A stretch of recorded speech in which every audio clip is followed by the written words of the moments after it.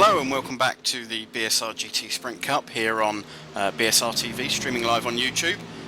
You join us for round 4 of the championship from Watkins Glen in northern New York, near Lake Seneca, as it happens. A lovely part of the world. I've been there a few times.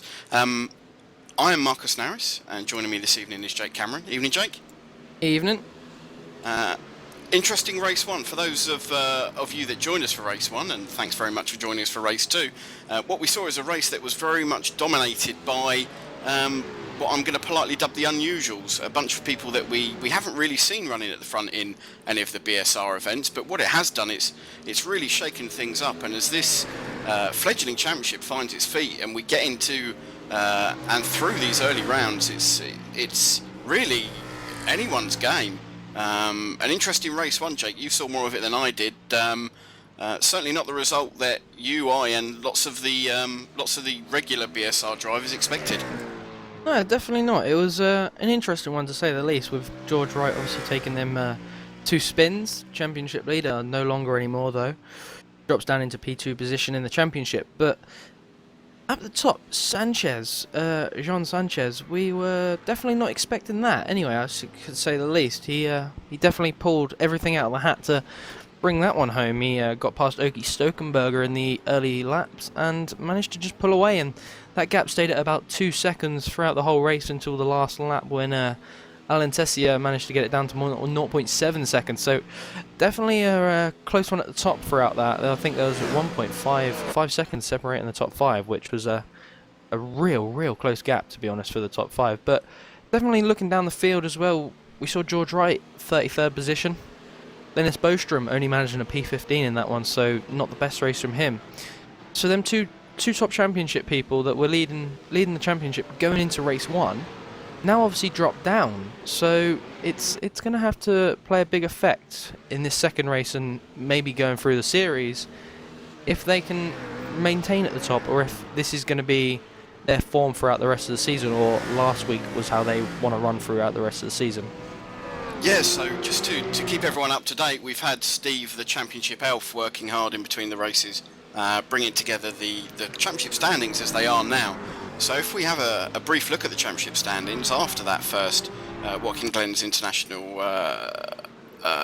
boot race, we've got a new championship leader in Sylvain Pomerade for JCL Sim Racing, who now takes the championship lead by a single point from George Wright, who failed to score in round 1. So Wright stays on 95 points, and as Jake just said, now takes second place.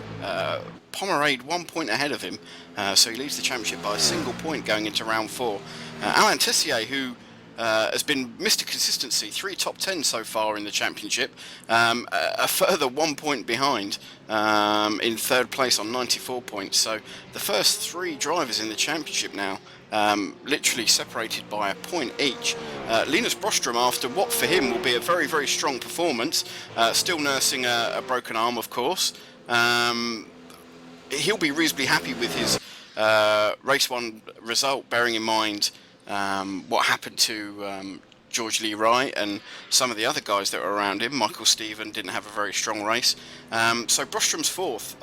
Juan Jose Sanchez, by virtue of that race win, leaps a massive 14 positions and is now 5th in the championship, ahead of Michael Stephen, who is 6th. Oki Stokenberger is now 7th with John Oncala Horagway, or John as he'll be known for the rest of the evening, in 8th place. 9th is Jamie Rushworth, and 10th is the second of the Pomerades, Nicholas Pomerade, again for JCL Sim Racing. So fairly interesting from that perspective, Jake. As you said, everything's shaken up, everything's different. Where do you expect the challenges to come from in this race? Do you think Brostrom's got it in him to get into the top 10 again? He'll be starting reasonably high on the reverse grid. A good opportunity for him to take a race win while his competitors are struggling? Yeah, definitely. I think we worked it out. He'll be row 3 inside, so that's definitely a good position to be in for the second race. So he's got that pushing momentum. He's an early racer, really, Linus. He likes to go early on in the race, and then he sort of drags out and slows down towards the end of the race. So we're going to have to watch him for the first 5-10 minutes and see if he can make their moves through. He's got Matthew Dalton starting in front of him. Richard Wild, Timo Wejendali, William Bertha, and John, as you call him. So them drivers in front of him, Matthew really a big challenge there for Linus. He won't want to be passed straight off. So whether that's going to cause Linus a bit of problems, we'll have to find out. But I definitely reckon he's got it in him to push it into that top 3, maybe top 5 position for this race, if he can keep on the pace. I looked at his lap times though, and he was only doing 1:47s, so it's a little off the pace compared to some drivers like Sanchez, who was doing consistent 1:45s. We must say, quickest lap time in the last race was by Sylvian Pomenard, a 1:45.3. That was about 2/10 off the pole time, so race pace definitely showing to be slower. The average lap time, which was the quickest, was Sanchez, and his average lap time was a 1:46.1. So it's going to be interesting to see if he can hold out, but if he can't, I reckon he's going to be pounced on by the likes of Jamie Rushworth, who starts behind him, Ryan Walker.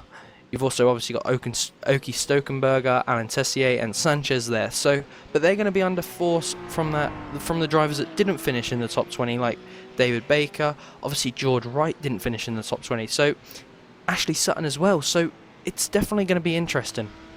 Yeah, absolutely. So let's just run through that grid in full. It's top 20 reverse, not top 10. Apologies for giving you some duff information there, but old habits die hard.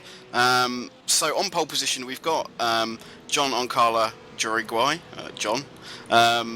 In second place, Willem Botha, ahead of Timo Wessendal, who starts third. Richard Dahl's going to start in fourth place. Matthew Dalton in fifth. Matthew Dalton will see this as a real opportunity to take a good result, and he'll be pushing as hard as he can do to get that race win. Linus Brostrom, as Jake said, starts a reasonably strong sixth, and he'll be looking to push on as best as he can, given the fact that he's carrying that broken arm at the moment. It's amazing to me that he drives. Next comes Ryan Walker. Immediately behind him is Matthew Oates. Jamie Rushworth and Michael Stephen round out the top 10. So it'll be fairly interesting. Stephen is obviously a very fast pedaler, has some problems with consistency. The fast guys from race 1, certainly Sanchez and Tessier, starting in 19th and 20th position on this grid. And it's really going to be a big ask for those guys to get further up the field. All they can really do, I guess, Jake, is hope to keep it clean, stay out of trouble, and get as far as they can, maybe through a combination of good driving and attrition of those around them. Yeah, definitely. They're going to have to be on their toes, definitely, when, especially George Wright starting at the back there. He's going to have the drivers that he showed earlier that he can't control himself behind them. Obviously, he gets too close to them and then just doesn't brake, as we saw both on Ashley Sutton and on Michael Steffen. So he's going to have to take his time a little more. He's going to have to think about his moves if he wants to get up into that top 10 area, maybe top 5. So he's going to have to take his time, but also there's other drivers there that are starting outside. Ashley Sutton is obviously starting just in front of George Wright. So people like that are going to have to think about their moves and take their time, same as Sanchez starting in P20. He's going to have to think about a lot of his moves with them drivers in front of him, because he's got to be careful. He showed really good pace in that first race. So if he can continue that into here, but also show us this time his racecraft as well, then we can maybe count him for a title contender. Yeah, absolutely, and it's something that we've seen him struggle with historically. As my old racing driving instructor used to say, when you're following closely, you brake when the car in front of you gets to your braking point. You can't leave it too late. And as you say, I think he just gets a little bit carried away. So as we wind down the warm-up session, there's just over a minute to go. Sylvain Pomerade leads the timesheet with a 1:45.419, reasonably quick. He's 0.4 of a second, almost quicker than the second quickest driver, which is Ashley Sutton. So as you say, Jake, it'll be interesting to see him fighting his way through the field. Patrick Bolster is third, and Patrick is the first of the drivers in the 1:46s. So really, Pomerade and Sutton, head and shoulders above everybody else, certainly in this warm-up session. They're the only drivers in the 1:45s at the moment. So certainly both are going to have their work cut out, both starting reasonably far down, outside certainly the top 15. Pomerade starting in 18th place and Sutton down in 33rd, I believe. Sorry to interrupt you a sec, Marcus, but we've just got George Wright in here for a quick interview before this race. We said we'll bring you some interviews, so George, not the best of race there for you. You got in the back of obviously Stefan and Ashley. What was going through your mind, mate, when you're right on the back of them? No, like, yeah, when I was behind them, I just wanted to recover as quick as possible and make up and regain the ground that I lost. Yeah, definitely. We saw you right on the back of the drivers for nearly a lap, really, especially on the back of Michael Stefan. You were running right on him, really tight, really good racing, trading and paint all the way down the back straight and into that carousel. Did you not think about pulling to the outside maybe, or trying to make a move, or was it a case of he just came on the brakes too early and swerved to the inside to maybe block you? No, like, I always thought that he was going to defend, but I didn't know that he was going to brake that early, so yeah, I had no chance to go on the outside. Well, I think that's all we've got time for now. We may catch up with you again after this race, but at the moment I think Marcus is going to take us through the grid. Yeah, absolutely. So they're lining up as we said. Pretty much everyone's there already, which is pretty good stuff. So John in pole position, as we said, from Willem Botha. I'll be looking out personally for positions 4 and 5. Richard Wilde and Matthew Dalton are traditionally quick guys in the BSR TV rounds, and obviously Linus Brostrom in 6th place in the number 71 has really got his work cut out. So we've got a top 10 of mostly GT3s, but not exclusively.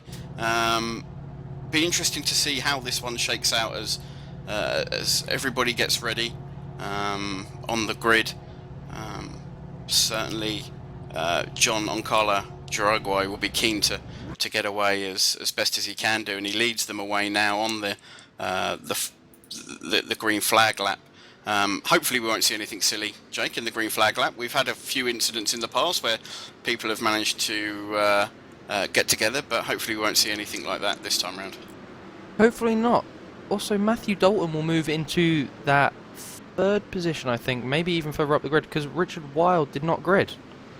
He did not grid up. Excellent. So, good intel there, Jake. That's going to be drivers moving forward the positions there, so yeah, interesting to see what that does. Yeah, that'll put Dalton up into 4th place. Sorry, Bostrom actually. That was the inside line actually. So Bostrom will move up into that P4 position. Wow, very interesting. So Linus Brostrom getting a break there, as we've referenced frequently, and mostly because I just frankly can't believe that he's driving with a broken arm. It'll be interesting to see what happens as we just see Richard Wilde now just connecting to the session. So he's obviously had some issues, Richard Wilde. I can empathise with him. But unfortunately he's going to have to join a long way down. He's not going to be able to take his grid position, and he's going to be forced to start from the pits, unfortunately, as they make their way up into the inner loop, following behind the iRacing Mustang pace car. Certainly in terms of car makeup, the front row all Z4 GT3s. There's the lone Porsche in there of I believe that's Timo Wessendahl in the Haribo sponsored number 85 RUF, as I'm instructed I need to call it. It's not a Porsche, of course, despite appearances. Absent Richard Wilde, so Matthew Dalton in the BMW GT3 will be very, very keen to get away as quickly as he can do. I can't see that anyone else is missing, Jake. We just lost Richard Wilde, did we? Yeah, from the top we have, but we had 42 starters in the last one. We seem to have lost them in this. There's only 39 people in this session. So one I can notice there is Nico Brandt not come back for this second race. So that's one of the drivers. I think as we go on, we'll find out the other drivers who were missing from race number 2, who were in race number 1. I know early Nico Brandt took an early exit, so maybe drivers like that have thought, let's call it a night, let's load up. They don't like the track maybe, but definitely it's a great field to see again. 42 cars for the first one, 39 cars for the second one. You know, you can't say that people aren't interested in this season, because these car numbers are showing you that people want to race this league, and this is why, because it provides the best racing, as we saw in race number 1. Some of that racing was incredible, and I'm sure you will congratulate the drivers like I am. They were outstanding. The spectacular racing we saw, clean and everything. Yeah, no, absolutely. Believe me, I, as a regular competitor in some of these series, I know how hard it is to get some good results racing around these guys. They're very quick. So, Giancarlo Uruguay leads the field around the last corner, and he gets an early jump. He's on the gas straight away. Green flag waves, and he's away very, very early. Timo Westendal makes his way up into second place, so he's obviously got a little bit of a jump there. Remains to be seen whether it was well-timed or badly timed, but he certainly is now in front of Linus Brostrom. Linus Brostrom finds himself in third, so the recipient of some good fortune with Richard Wild not taking the grid finds himself with a great start up in third, and he's all over the back of Timo Westendal now, just in front of him in that RUF, and he'll be pushing hard to get as far up alongside as he can do before they go into the inner loop. Westendal holds the inside line. Brostrom runs very, very wide, maybe a consequence of not having a lot of arm strength that allows Matt Dalton to go through into fourth place. So as they go into down the hill around the carousel for the first time, it's John and Carlo Uruguay in the lead from Timo Westendal, from Matt Dalton in third and Linus Brostrom in fourth place. Behind them, Willem Botter has had a very, very strong start. Matthew Oates is seventh. Michael Stephen has made his way up into what I believe is eighth place, so he's taken a place away from Jamie Rushworth in the second Movie-Go car. And we've got a slow car.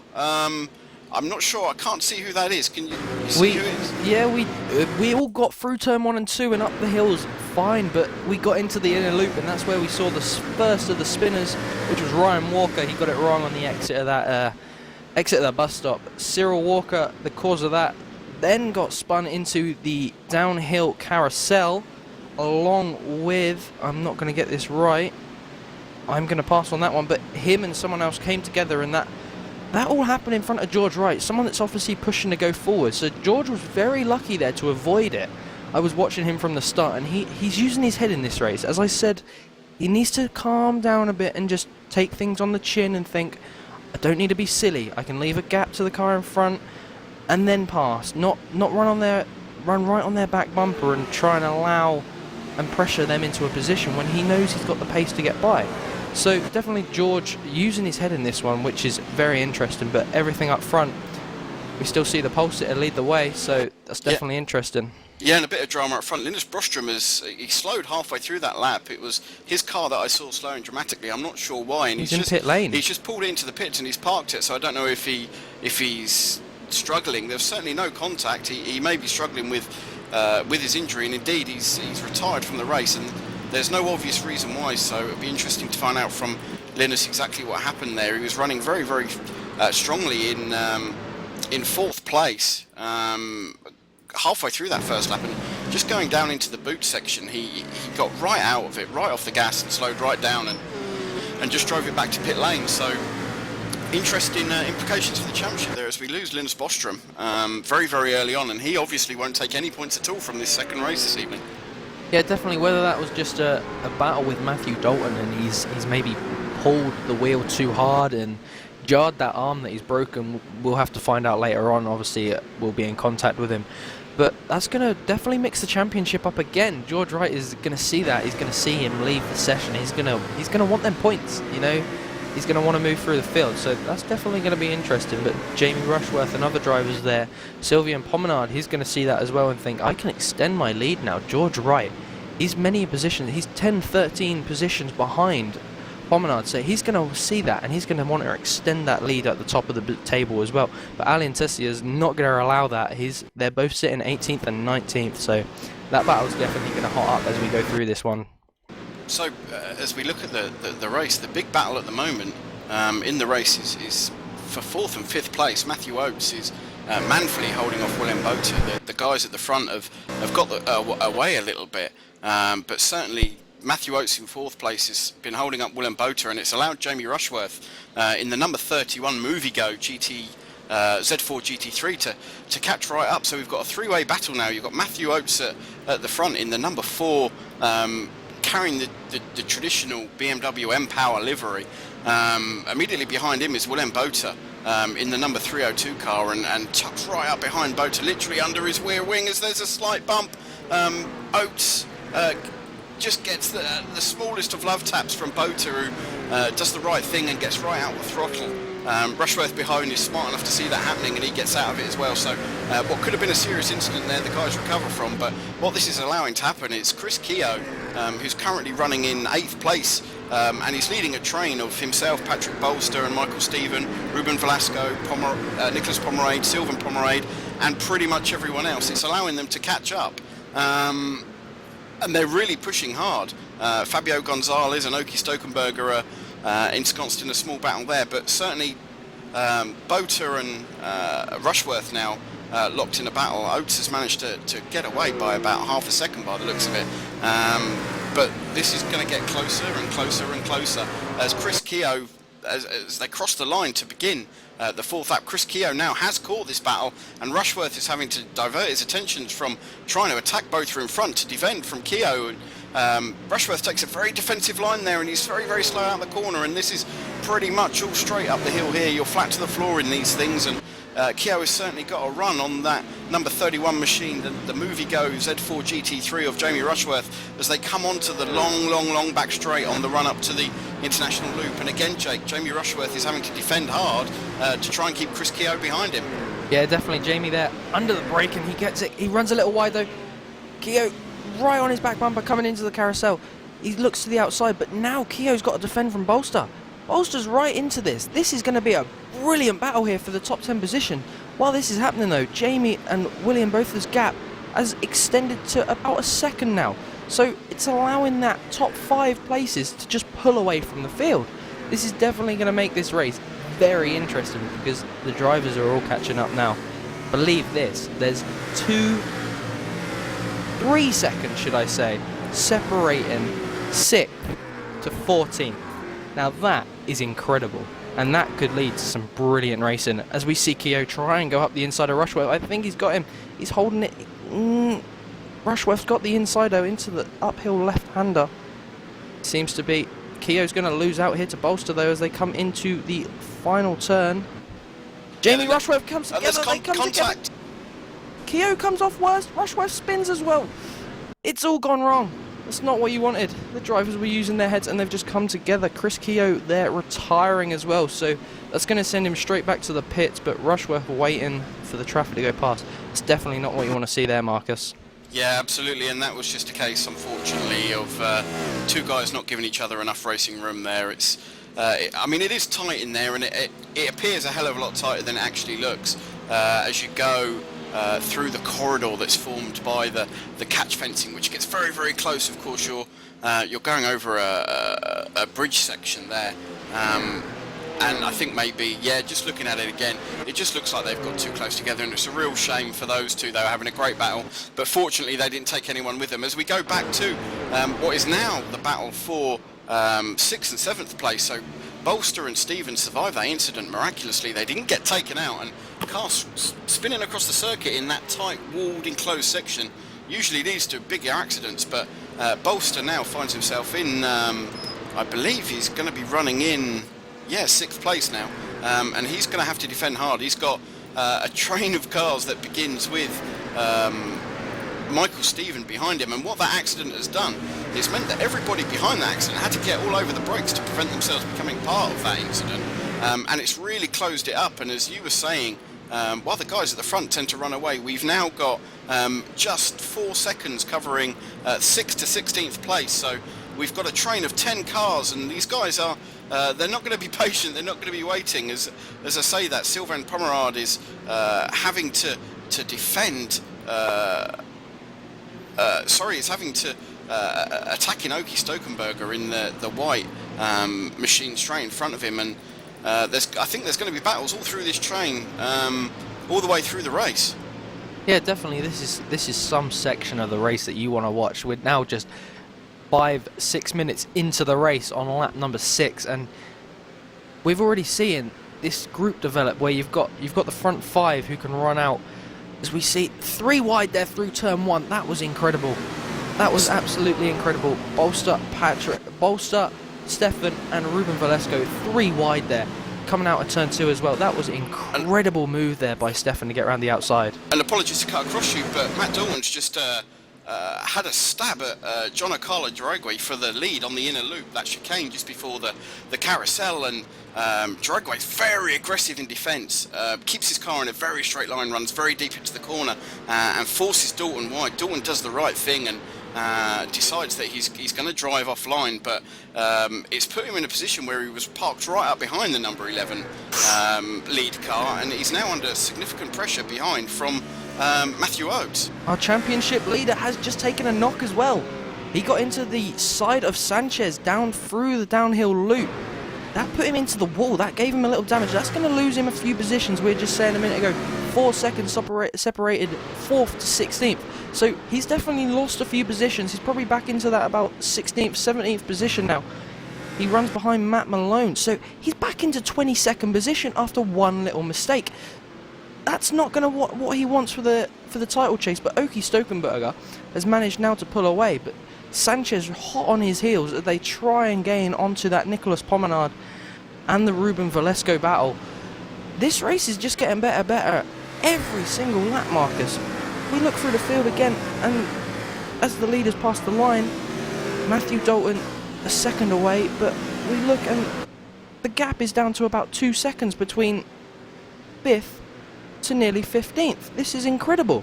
Yeah, absolutely, and you can bet on one thing, that Sylvain Pomerade isn't going to be happy that he's down in 21st, and he's not going to be there for very long. And as I say that, if we look at that battle now, Sylvain Pomerade in the number 17 machine is all over the back end of Matt Malone, and Matt's doing everything he can to keep him behind, and that's allowing Ryan Littlemore ahead of them in the Z4 to get away.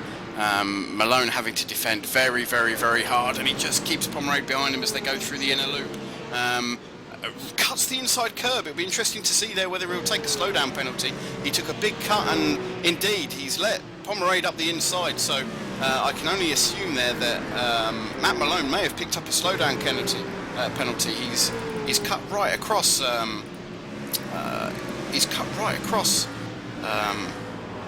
the course there, and it'll be interesting to see if he's got away with that or not. Yeah, we also had a spinner there as well in the carousel just in front of them. That was Alan Tessia.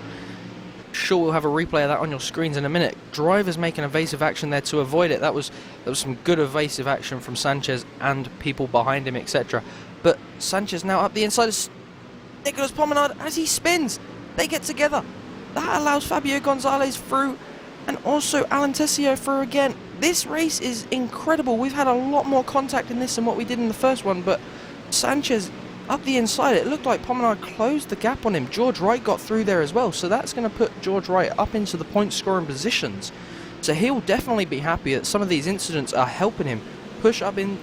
We get the standings through. Ashley Sutton into P12 and George Wright into P13, so definitely them drivers are going to want to push a little harder now.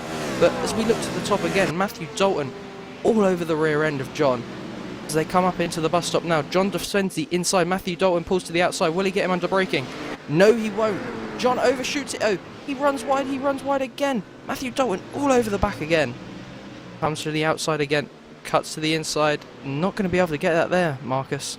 No, and what this has done is Matthew Oates has got a fantastic run out of the carousel, out of that outer loop as it's actually called, and he now is parked right up behind Matt Dalton, and it puts Matt Dalton in that very difficult situation. He's got to attack the number 11 car in front of him and try and keep Matthew Oates behind him, and this is the battle for the lead here. They dropped 4th place Willem Boter a little bit, so just to recap, as we just crossed half distance in this race, I'll give you a rundown of the top 10. So number 1 is first place is car number 11, John O'Carla-Dragway, who leads by 3 or 4 car lengths from Matthew Dalton, who similarly leads by 2 or 3 car lengths from Matthew Oates. Willem Boter is in 4th place, 2.5 seconds behind the leader, so about a second and a half behind Matthew Oates. Timo Wessendal, who started so strongly in the rough, is down in 5th place now, defending from Michael Stephen. Ruben Velasco is 7th, Patrick Bolster is 8th, Oki Stokenberger has made his way up to 9th place, and Juan Jose Sanchez, race one winner, and the guy who started in 20th place. As Dalton goes for the lead, he dives on the brakes very, very, very late, and John Oncala Jaraguay lets him get past and is defending hard from Matthew Oates. And there's contact. Matthew Oates has got into the right rear of Jaraguay, and it's, oh wow, how was that not an enormous accident? Jaraguay did exactly the right thing there, and he got away from the contact, but it's going to put him way down the field. He now finds himself behind Michael Stevens, so he's gone from 1st to 7th in the space of 2 corners, Jake. Yeah, definitely. That was another thing of shutting the door, really. John just shut the door on Matthew Oates when he was up the inside there, so it'll be interesting to see how race control see that at the end of this one and see if any penalties will be given out. But definitely John losing a lot of positions there. He's back into the P6 position now, behind, I think that's the RUF of Timo Westenali. So definitely he's going to have a lot of thinking about if he wants to get back into the podium positions. But we look through the grid again. Oki Stokenberger making some good progress. He finished 3rd in the race 1. Now back into that, sorry, he finished 4th actually, I'll correct myself there. Now into P8, so he's back into the top 10. Sanchez pushing hard as well. He won the last one, into P10, so he's going to want to be pushing hard. He's 8 seconds behind the leader, Matthew Dalton, so that's a lot of time to make up with only about 10 minutes left of the session, as we see Michael Steffen there. Was it Michael Steffen? I'm sorry, I'll correct myself there. John get up the inside of Timo Westerjavi, so he's now up into 5th again, so he's definitely on the charge after that early incident in turn 1. But this race, George Wright is pushed up again into P12 behind that damaged car of Fabio Gonzalez. So this race is getting hotter as we go along, but only 10 minutes left, so drivers are going to have to make a move now if they want to try and get that top 10, maybe top 5 positions, Marcus. Yeah, and our former leader, John Oncala Jaraguay, is obviously carrying some damage. I've been looking at him, and he's very, very loose on right-handers. He was loose into the last term, which is obviously quite a fast right-hander, and what that allowed to happen, it allowed 2 or 3 drivers to pick him off. Patrick Bolster went past him, Timo Russendal got back past him, and as I say, that Oki Stokenberger just dives up the inside of him. So that, that pushes him way down to, I think, to 8th or 9th position. We'll see when they cross the line. He's now got his teammate Ruben Velasco parked right behind him, but yeah, Juan Jose Sanchez is struggling, sorry, and John Oncala Jaraguay, too many Johns for me, after his accident is having to defend from George Lee Wright, and Lee Wright's putting him under a huge amount of pressure. And bearing in mind what we saw in the first race, I'd be very nervous if I was the car parked immediately in front of George Lee Wright, Jake. Yeah, definitely. I would. I'd be slightly nervous as well after his last race, but I've watched him for a few laps, and he has been using his head a lot more. So I will congratulate George for that. He's thought about his moves a lot better. But we're getting a message from race control that Ashley Sutton's been DQ'd from this race.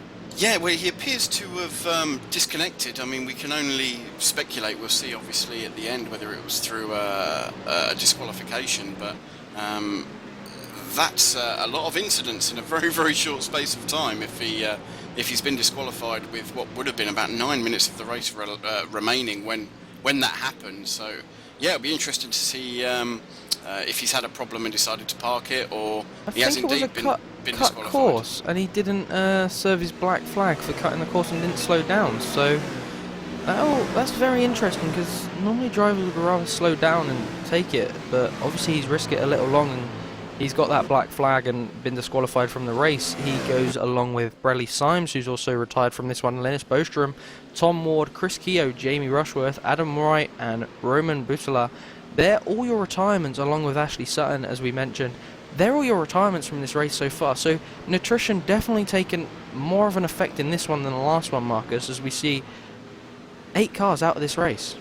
Yeah, absolutely, and that's going to be a trend throughout the season. We've seen it with many BSR TV series. You know, the guys that tend to win the championships are the guys who can be consistent, and you don't always need to be at the front, but certainly you need to get good finishes. So unfortunately, I don't know if we've just cut to it. Poor old Timo Westendal has unfortunately dropped it going down into what looks like to me the boot section, and he's had to sit there for a heck of a long time, unfortunately, and let pretty much everyone past him. He finds himself now in 29th position, so a net loss of 22 positions there, Jake, just by virtue of that spin, but he did the right thing. You know, he sat there, he waited for the snake to go past him, and didn't want to rejoin the track and potentially cause someone else a problem.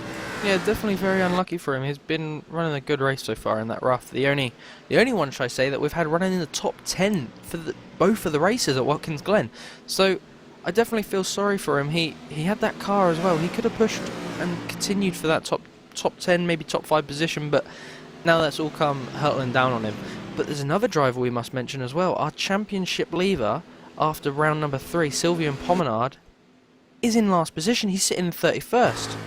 Don't know what's happened there, but he's obviously taken another spin, trying to drive aggressively to the front, I would suggest, as he did honestly take that earlier knock as well and hit the wall. So either the damage is playing a big effect to him, or he has taken another spin. We'll have to find that out at the end of the race and maybe ask from him. But out at front again, Matthew Dalton stretching the lead to 0.6 seconds. That was only 0.4 the last lap. So Matthew definitely trying to extend on the lead he's got with only 5 minutes of the session remaining, which should be enough for about another 2 or 3 laps. We'll have to see depending on how the time goes. But Michael Steffen have a real strong race coming back after that incident he had in race number 1 with George Wright. So it'll be interesting to see if he can hold out or maybe push for that top 3 position, because only a second separate the top 3, and then Michael Steffen is 2 seconds behind third. So definitely that top 3 got away in that early battle that we saw earlier on. Yeah, and Matt Dalton doing a great job of holding these guys off. He is the slowest of those top 3 over the last couple of laps. Certainly if we go back to lap 11, it was fairly interesting. He was significantly slower than Willem Botha, who's behind him, and Matthew Oates is slowly closing on Willem Botha up front. So it's going to be a real challenge. If common sense prevails, Botha and Oates will realise that the best opportunity of getting a win in this race rests on them working together, certainly not trying to fight each other as they run down the straight. And Matt Dalton's going to have to really get a hurry up here. I think he's got enough about him to maintain the position, but I think he's got to keep it on the track, to be honest with you. He's a very smart driver, he's a very clean driver, as much as it pains me to say that. So barring mistakes, he should have enough to keep Botha and Oates behind him, but it's certainly getting closer and closer. It's a hell of a lot closer now than the 7/10 of a second gap it was at the start of this lap. So it looks like as we go into what is probably going to be the penultimate lap at the end of this lap, Dalton's certainly got his work cut out to hang on to that lead. Yeah, definitely. Matt had a 0.7 second lead, as you said, but it seems to be in different sections of the course that Oates and Botha are better than Dalton.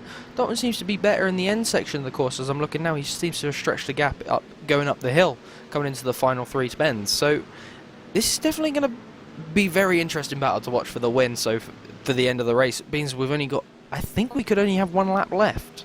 We'll have to see what the clock says, but the last time they passed the line there was 21 minutes on the clock, 21 minutes 30 to be precise. So Matthew now coming up to the start finish line. It'll be interesting to see if they're over that 23-minute mark, because if so, this could be the last lap, and that could play into Dalton's hands, and he could take that lead. 23:14, they could just squeeze 2 laps in. It may only be 1 though. We'll have to see, but the race at the moment definitely favouring into Dalton's hands, as we see both run wide there.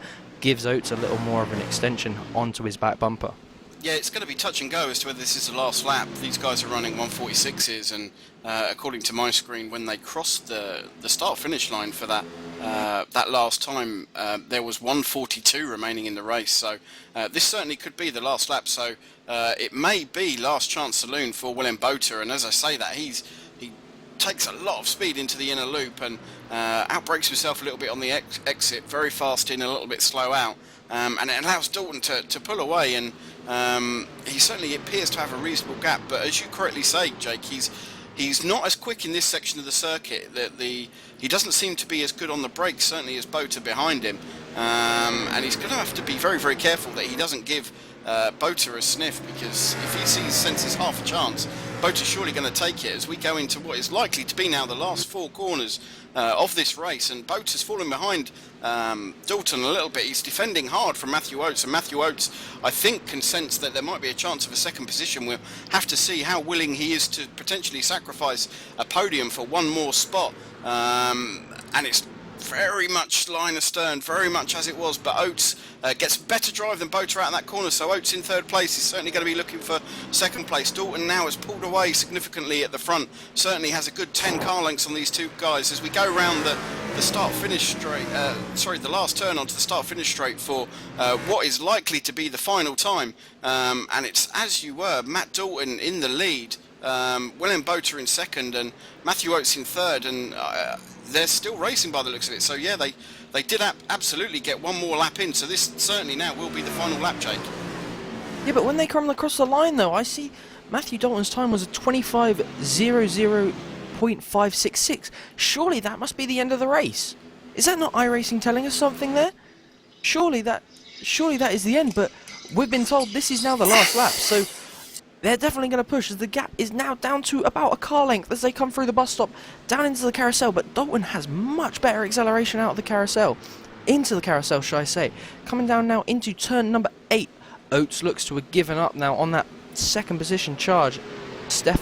Michael Steffman now seems to be closing in as well. This could be a 4-car battle for the lead on the last few bends, Marcus. This is going to be incredible. George Wright up into P8. He could make it P5 though if he can get by Sanchez and Valesco and Stokenberger, but I think Stokenberger's just a little too far out, so George Wright's going to have to settle for that P8, maybe P6 if he can get ahead of these 2 teammates battling in front of him.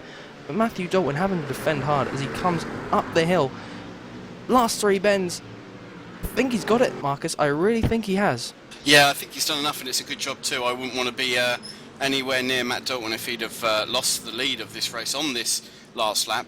As it was, as you correctly said, he crossed the start-finish line after 25 minutes had elapsed, only by half a second, but certainly after the 25 minutes, so I'm surprised that we got this extra lap in. But he comes around the final turn now for what will be the final time, and Matt Dalton, as I suspected and we discussed before the race, takes a well-earned race win, and he'll be delighted that he was able to take advantage of a good starting position for race 2. Starting in 5th place, he was able to turn that into the win. William Botha takes 2nd place by 0.8 of a second. Matthew Oates comes in 3rd place. Michael Stephen takes 4th. Oki Stokenberger 5th. Juan Jose Sanchez, race 1 winner, doing a fantastic job in bringing that car home in 6th place, starting 20th. Just ahead of his teammate Ruben Velasco. George Lee Wright, as you very correctly say, Jake, takes 8th place. Patrick Bolster 9th, and Carlos Foss rounds out the top 10 in the number 96 machine. But really good racing there, really clean up front. But Matt Dalton, it seems, Jake, had the legs on everyone, and had the patience and the determination to take the win that he would be very, very keen to take. Yeah, definitely Matthew Dalton. He had a really strong race last week. He said he'd be happy with a top 10. This week he's gone and done it even better. He's gone and got that first. He's on the podium. He's on that number 1 position. He will be buzzing. He drove an absolutely incredible race. He held off the Oates and Botha defence. And what can you say? He did everything a racing driver needed to do. He defended the inside line every single time they tried to come in. So, I'm looking in chat though. It looks like George Wright said got a DSQ.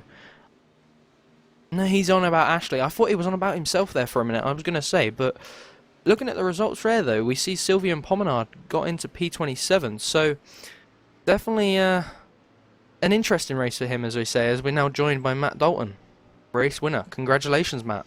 Congratulations, mate. Yeah, cheers, guys.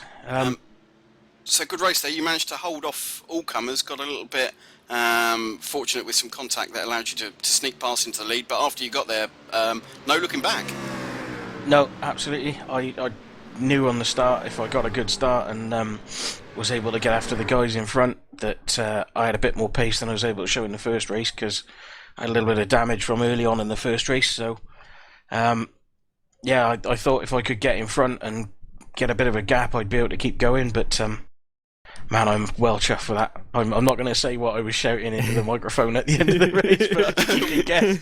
We could hear it. I mean, it was pretty much a faultless performance, with the exception of forgetting to disable traction control before you tried to do donuts. But we won't go into that. So, do you think that tees you up well for the rest of the season, Matt, or do you think it's going to be a tough day out to take race wins this year? Well, no, I mean it does. It's it's a confidence boost, and I picked up some places last week after a poor qualifying in the first race, and was able to get a P6. I managed to get up to 12th in the first race before I got punted a little bit and lost a couple of spots. But picking up a win, I don't see any reason why we can't do that at other tracks as well. And yeah, I've got to say as well, special shout to Jamie Rushworth for the setup, because man, that thing drove amazing. It was just so easy to drive, and yeah, that was amazing fun, and I'm absolutely buzzing. You did say to us last week then, Matt, we asked you about your ambitions and stuff for the season and for the race last week, and you said you'd be happy with a top 10. What was your expectations coming to Watkins? I know you said last week that you preferred Watkins Glen to Silverstone, and you thought that it's a 10 times better track, and it's probably one of your best on the calendar. So, what were them expectations? Honestly, I thought maybe top 10s. Then in qualifying, I only qualified like 26th or something, and I was like, ooh, that's not very good.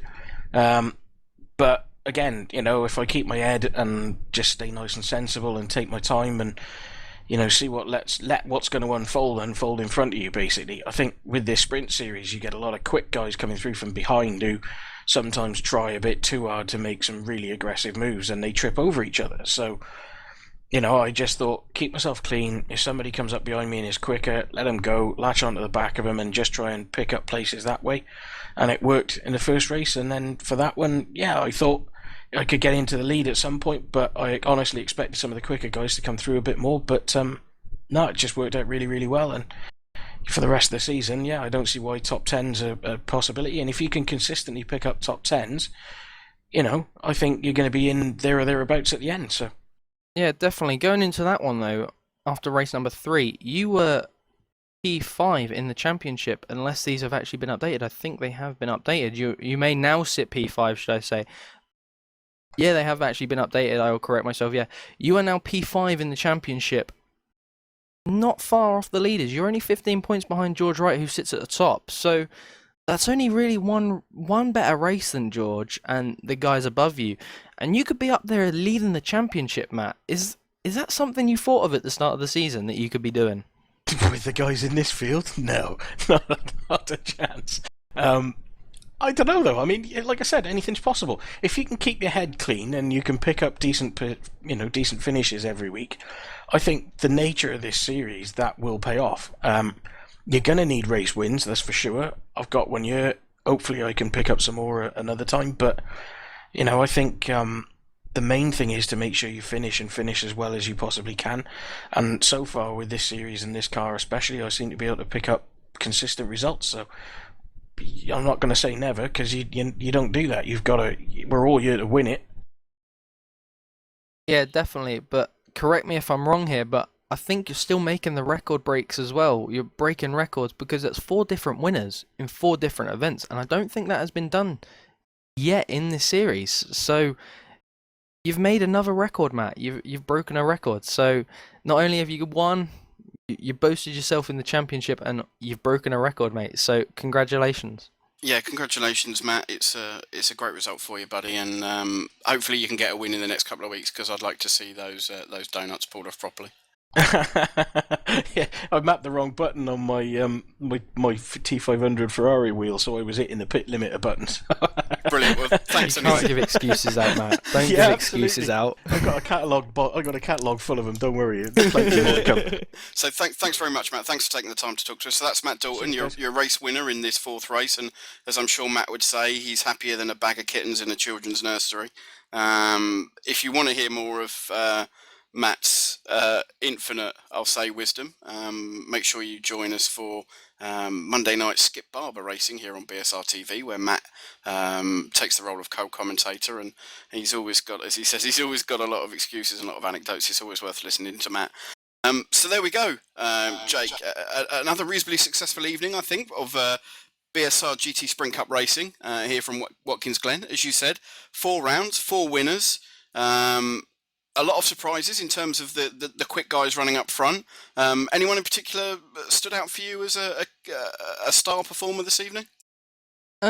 Definitely Matthew Dalton, I had to say. He really did stand out very well. He didn't have the strongest of race 1 and the strongest of qualifying, but race 2 he took the advantage of that position, and he used that to boast himself a good race, really. He used it to advance to that P1 position, obviously, and he did everything right. He did what everything a race driver should do. So it was great, and we're now joined by championship leader George Wright. So how do you feel, George, back at the top of the championship? Yeah, I'm definitely chuffed after that.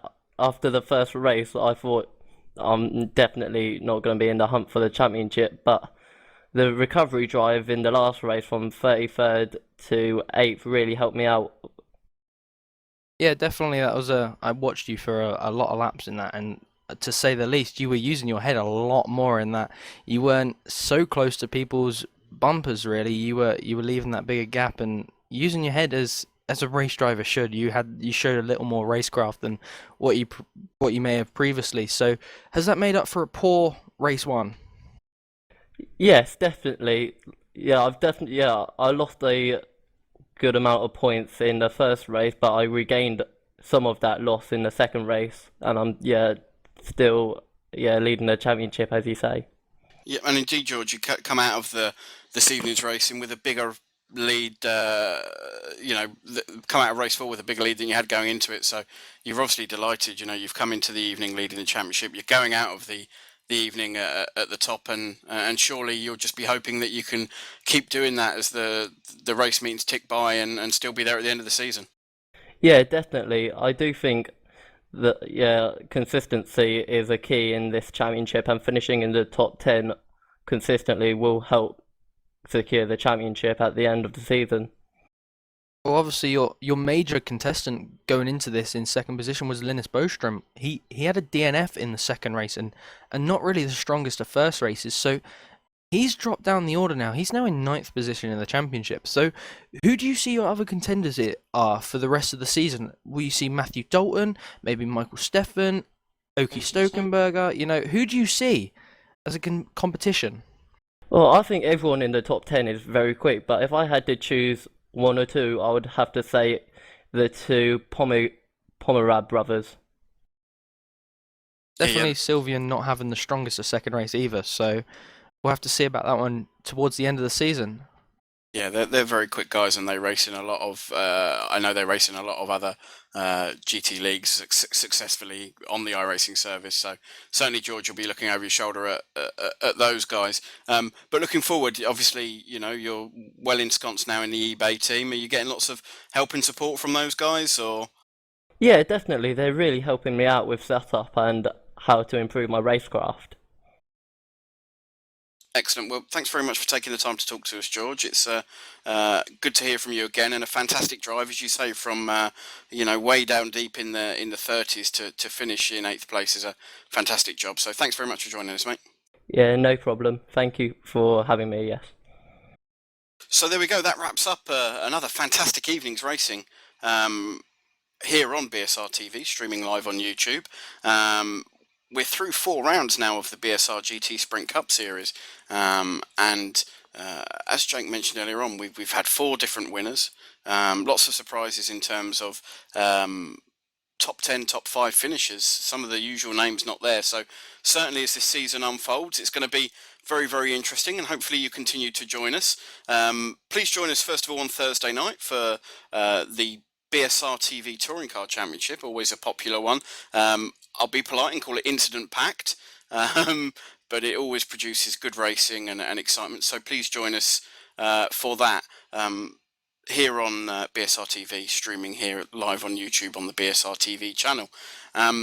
I have been Marcus Naris. Thanks very much for joining us this evening, and thanks very much for the kind comments that you put up on the YouTube page. Please keep those coming. I'll say thank you from myself, and also thank you to Jake Cameron for joining me this evening. Yeah, and I will say thanks for having me tonight as well, and thanks for allowing me to be here with you, Marcus. And don't forget the guys behind the scene as well, Laura Bond on cameras, and Chris Cohen, he obviously stepped in, and we can't forget the race manager, Steve Richardson. So real big thanks to them. So I think that's all we got to say. So catch us again next week, Tuesday, 8:15, right here on BSR TV.